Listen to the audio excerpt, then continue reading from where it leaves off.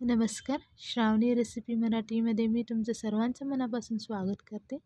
तर तुम्ही पोहे चिवडा तर सर्वांनी खाल्ला असेल, पण आज आपण पोहेपासून भेळ बनवणार आहोत. तर ती कशी बनवायची ते बघूया. चला तर मग रेसिपीला सुरुवात करूया. छान मस्त अशी कुरकुरीत भेळ बनवणार आहोत. फक्त 3 मिनिटात ही तयार होते. अगदी घरचे साहित्य आणि कमीत कमी साहित्य वापरून आपण छान असं कुरकुरीत असं भेळ बनवणार आहोत. चला तर मग रेसिपीला सुरुवात करूयात. तर मी इथं सगळ्यात अगोदर एक मोठं ताट घेतलेलं आहे. तर मी इथं साधारण 3 वाटी मी पोहेचा चिवडा घेणार आहे. तुम्ही जास्त सुद्धा चिवडा इथं घेऊ शकता. त्यानंतर आता यामध्ये आपण भेळ बनवण्यासाठी लागणारं साहित्य घेऊया. तर सगळ्यात अगोदर मी टोमॅटो घेतलेला आहे, तर बारीक चिरून घेतलेला आहे. त्यानंतर एक कांदा वापरलेला आहे, ते सुद्धा एकदम बारीक चिरून घेतलेला आहे. त्यानंतर मग इथं लाल तिखट घातलेलं आहे. मी इथं 1 चमच्यात लाल तिखट वापरलेलं आहे. तुम्ही आणखीनसुद्धा वापरू शकता. त्यानंतर मी चवीनुसार मीठ टाकलेलं आहे थोडंसं. त्यानंतर मी इथं अर्धा लिंबाचा रस मी यामध्ये पिळून घेते.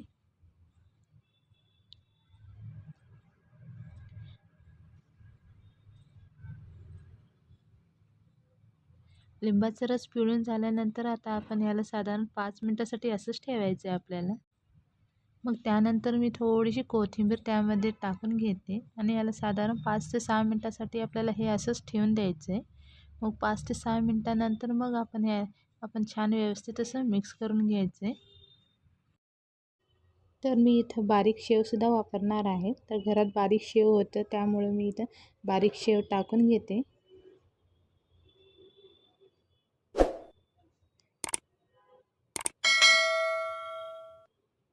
तर तुम्ही इथं बघू शकता की हे आपलं भेळ तयार झालेलं आहे. तुम्ही बारीक शेव पण टाकू शकता आणि परत तुम्हाला जर अजून चटपटीत हवा असेल तर तुम्ही यामध्ये टोमॅटोचं केचपसुद्धा टाकू शकता.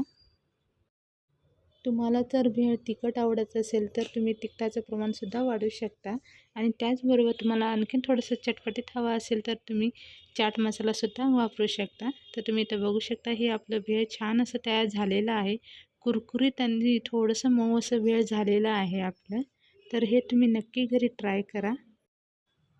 तर तुम्ही बाहेर बाजारात जाऊन भेळ खाण्यापेक्षा तुम्ही हे घरीसुद्धा बनवून खाऊ शकता. तर ही रेसिपी तुम्ही घरी नक्की ट्राय करा आणि हे बनवून खा आणि मला कमेंट्समध्ये सांगा की ही रेसिपी तुमच्या घरी कशी झालेली आहे.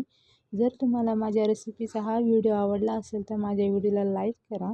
जर तुम्हाला अशा नवीन नवीन रेसिपीज तुम्हाला आणि सोप्या अशा हव्या असतील तर माझ्या चॅनलला सबस्क्राईब करायला विसरू नका. चला तर मग पुन्हा भेटूयात एक नवीन रेसिपीसोबत आणि तेही अगदी सोपी अशी रेसिपी आणि घरच्या साहित्यात होणारे. तोपर्यंत धन्यवाद.